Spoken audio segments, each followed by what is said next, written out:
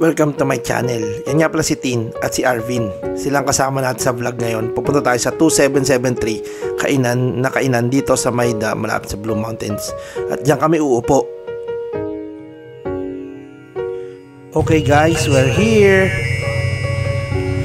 Ayan ang 2773. Medyo maraming tao ngayon dahil weekend. Ganda ng mga decorations nila, mga vintage na mga parang automotive stuff.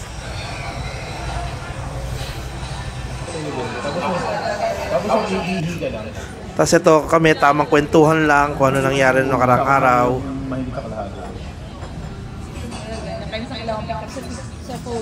Ito nga pala in order ko, ice latte. At ayan naman si Luis. Guys, basta google nyo lang to pag nasa Sydney kayo.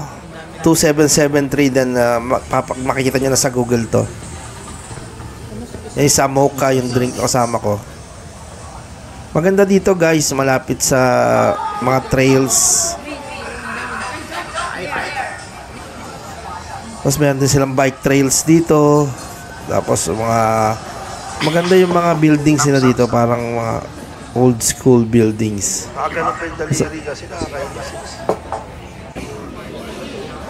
Tapos yan yung mga food. Yung mga food nila masarap. May nasi goreng. Nasi goreng yung in-order ko. Tapos yung iba parang poke bowl lang ang in-order nila eh.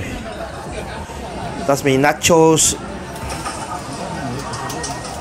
Ayan nga pala yung nasi goreng. Tapos ito yung shop sa tabi nung restaurant. Mga running, trail running stuff. Mga shades, running shoes. Mga inuman ng tubig na pwedeng backpack. Ganda yung shop na to, favorite ko to dito eh.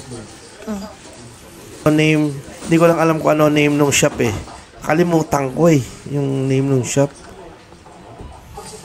Tapos ito, naglakad kami papunta sa may simula ng trail, papunta sa Jelly Bean Pool. Left onto Jelly Bean Road. Ay, kalimutan ko pa yata i-turn off yung navigation namin. Actually, pababa siya eh. Yung pababa medyo masaya pa eh.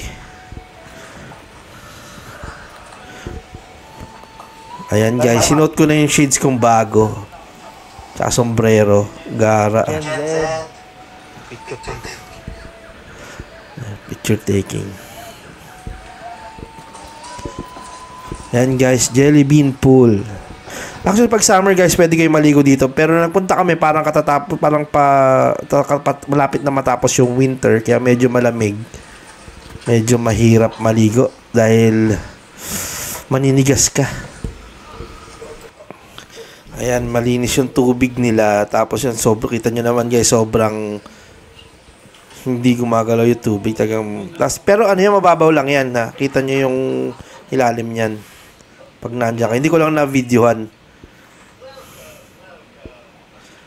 Luis! Hi! Bali ka na. Ayan nga guys, balik na kami sa pinanggalingan. Yung parking nasa taas. Wala pa siguro 1 kilometer yung hike. Pero nakakapagod, grabe, pagkapaakyat. Pagpapawisan ka talaga, miski malamig. Tapos ayun nga, nakarating na kami dito sa tuktok, sa taas. Ayun yung parking. Pero kailangan namin magpahinga, grabe. Di ko alam, siguro matanda na kami, kaya ganun. Madali na kami hingahan.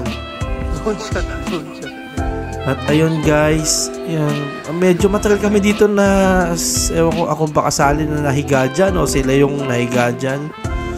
Pero guys, alam ko dito na matatapos tong vlog na to. Sige, see you next vlog, okay? Bye bye!